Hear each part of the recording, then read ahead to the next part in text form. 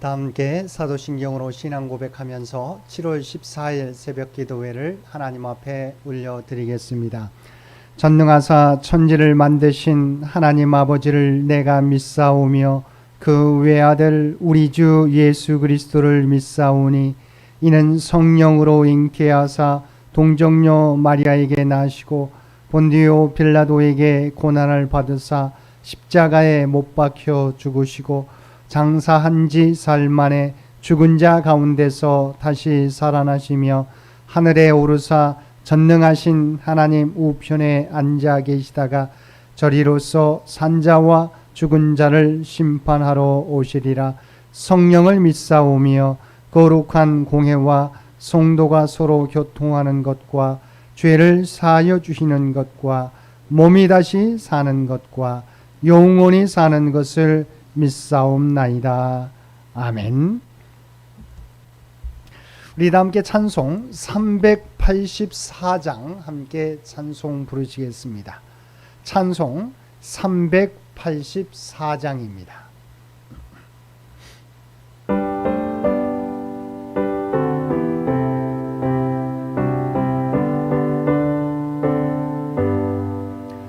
나의 갈 길 다가도록 예수 인도하시니 내 주 안에 있는 긍휼 어찌 심하리요. 믿음으로 사는 자는 하늘 위로 받겠네. 무슨 일을 만나든지 만사형통하리라. 무슨 일을 만나든지 만사형통하리라. 나의 갈 길 다가도록 예수 인도하시니 어려운 일 당한 때도 족하는 내주시네. 나는 심히 고단하고 영혼 매우 가라나. 나의 앞에 반석에서 샘물 나게 하시네. 나의 앞에 반석에서 샘물 나게 하시네. 나의 갈 길 다가도록 예수 인도하시니 그의 사랑 어찌 큰지 말로 알 수 없도다.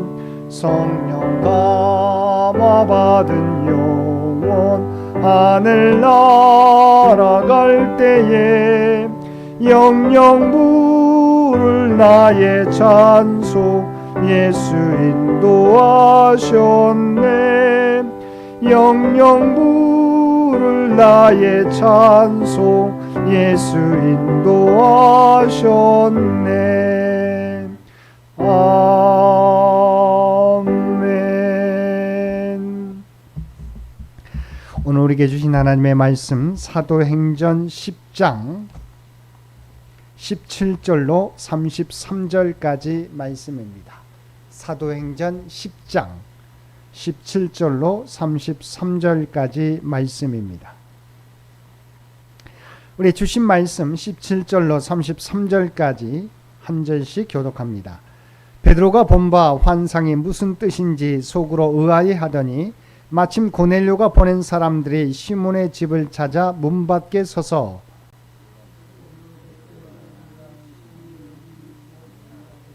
베드로가 그 환상에 대하여 생각할 때 성령께서 그에게 말씀하시되 두 사람이 너를 찾으니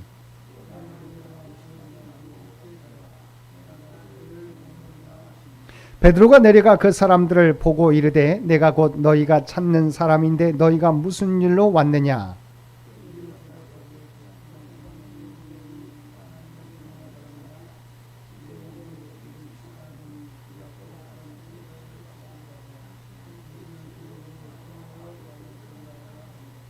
베드로가 불러들여 유숙하게 하니라. 이튿날 일어나 그들과 함께 갈새 요바에서 온 어떤 형제들도 함께 가니라.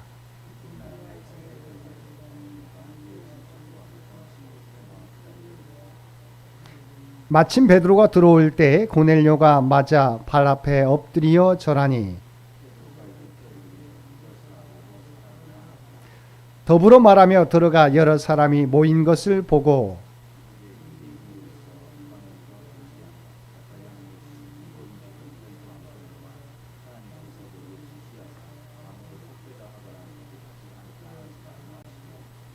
부름을 사양하지 아니하고 왔노라. 묻노니 무슨 일로 나를 불렀느냐.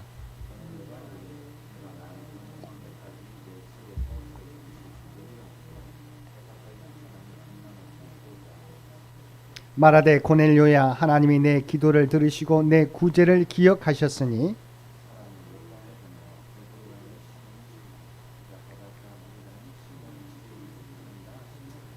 함께 읽겠습니다. 내가 곧 당신에게 사람을 보내었는데 오셨으니 잘하였나이다. 이제 우리는 주께서 당신에게 명하신 모든 것을 듣고자 하여 다 하나님 앞에 있나이다. 아멘. 오늘도 새벽을 깨우고 말씀과 기도로 금요일 하루를 시작하는 우리 모든 성도들 가운데 하나님의 놀라운 은혜가 언제나 함께하여 주시기를 주님의 이름으로 간절히 축원드립니다. 오늘 본문은 베드로가 자신이 본 환상이 무엇을 의미하는지 곰곰이 생각하는 중에 고넬료가 보낸 사람을 만나고 그들을 따라 고넬료의 집에 가게 되는 내용을 담고 있습니다. 17절 말씀을 보면 베드로가 자신이 본 환상이 무슨 뜻인지 속으로 의아해했다고 하였습니다. 여기서 의아해하다라고 하는 말은 원어적으로 나아갈 길이 없다라는 의미를 지니고 있습니다. 즉 베드로는 자신이 본 환상이 무슨 의미인지를 알지 못해서 과연 자신이 어떻게 행동해야 할지를 고민하고 있었던 것입니다. 그런데 18절을 보면 이처럼 환상의 의미를 깨닫지 못해 안절부절하는 베드로에게 하나님께서는 그 환상의 의미를 분명하게 깨닫게 해줄 사람들을 보내주셨습니다. 그들은 바로 고넬료가 보낸 고넬료의 하인들이었습니다. 베드로는 이들과의 만남을 통해서 자신에게 보여진 환상이 무슨 의미인지를 명확하게 알 수 있었습니다. 19절과 20절을 보면 성령께서 베드로에게 두 사람이 너를 찾으니 일어나 내려가 의심하지 말고 함께 가라고 말씀하셨습니다. 베드로가 베드로에게 찾아온 사람들은 하나님의 보내신 사람들이라는 것입니다.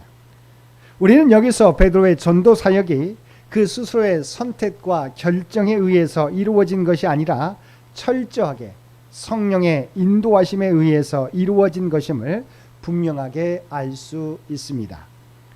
사실 하나님께서 보여주신 환상과 성령의 분명한 지시가 아니었다면 어떻게 베드로가 무할례자 이방인의 집에 들어가 복음을 전할 수 있었겠습니까? 베드로뿐만 아니라 초대교회 사도들을 비롯한 모든 하나님의 사역자들이 그들 스스로의 능력과 지혜와 의지로 일한 것이 아니라 오직 성령의 지시하심을 따라서 성령이 공급해 주시는 능력으로 일한 것입니다. 23절을 보면 베드로가 가이사랴로 내려가면서 어떤 형제들과 함께 갔다고 말씀하고 있습니다. 베드로가 고넬료가 있는 가이사랴로 혼자서 가지 않고 어떤 형제들과 동행했던 이유는 이방인은 고넬료에게 복음을 전한 그의 행위가 다른 사람들에게 오해를 사지 않도록 하기 위해서입니다.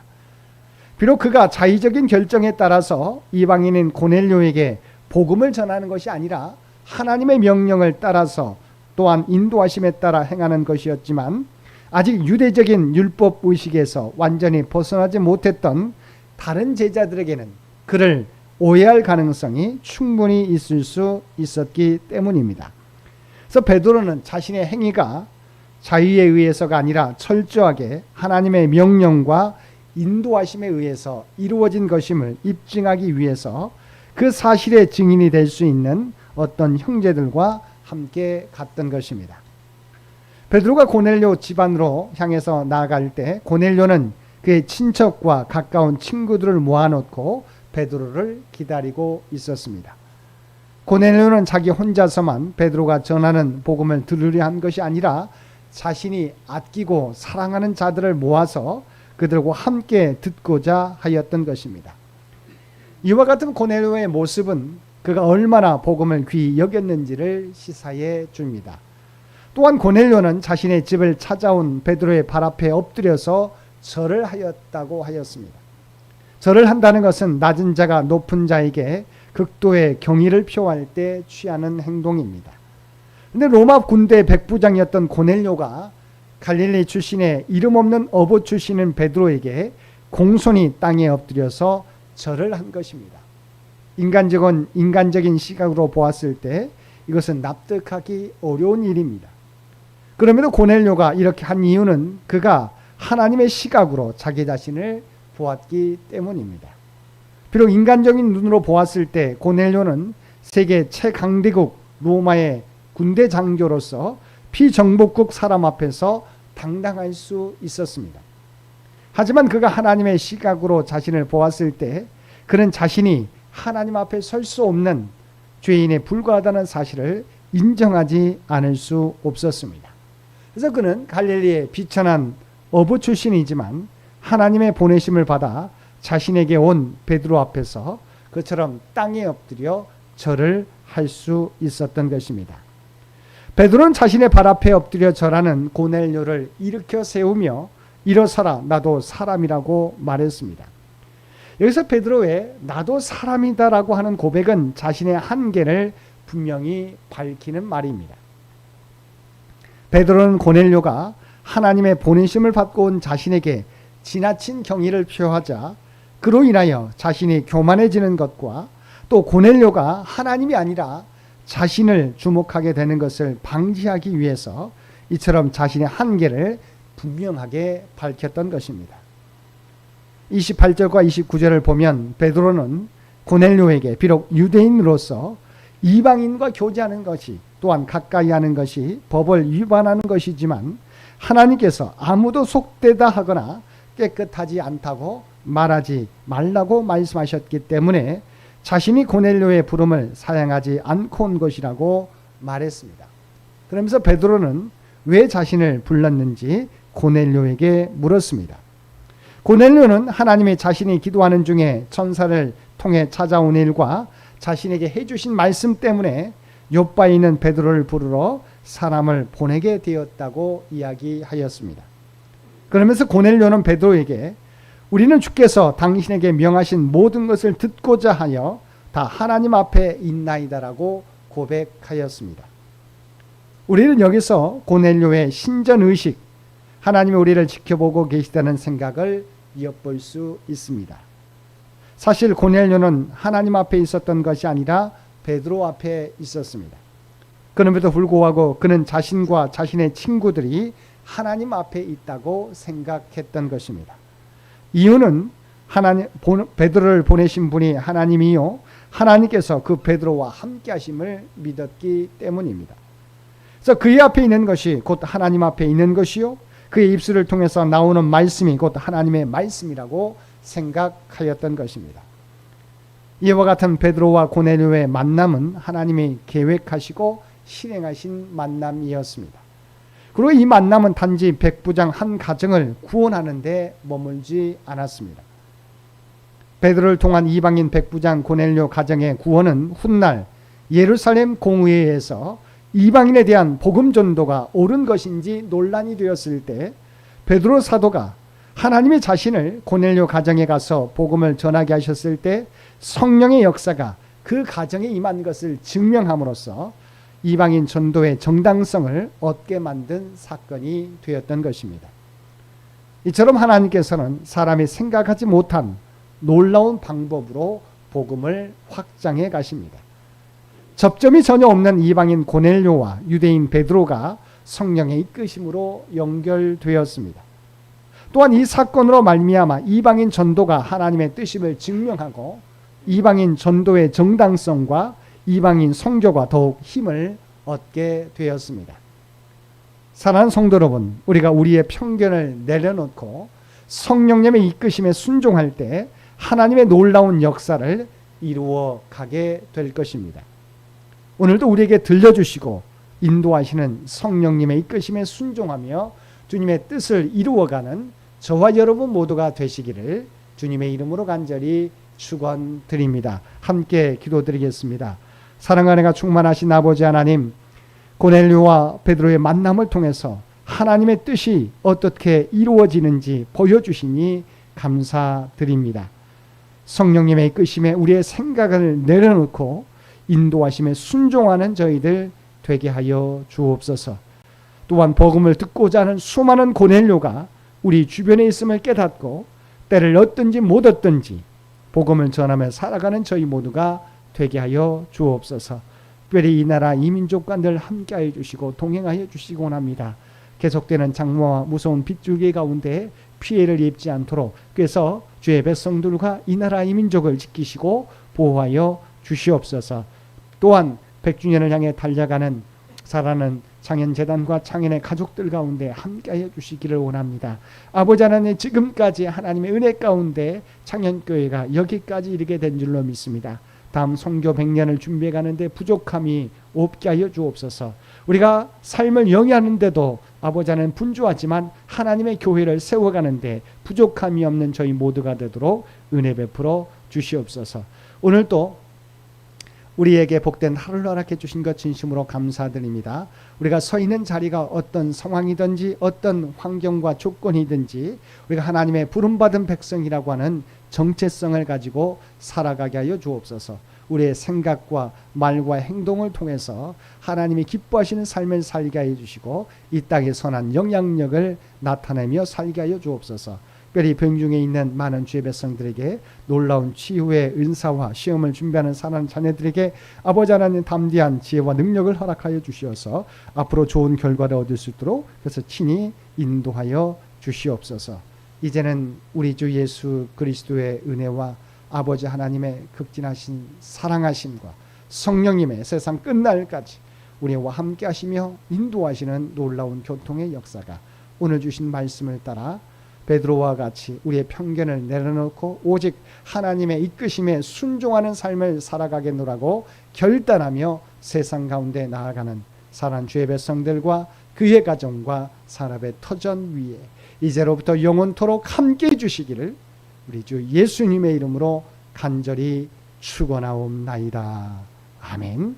여러분 기도하실 때 오늘 주신 말씀을 위해서 이 나라의 민족을 위해서 창현재단을 위해서 창현의 가족들을 위해서 기도해 주시고 각자 기도의 제목 가지고 하나님 앞에 더욱더 가까이 나아가시기를 바랍니다.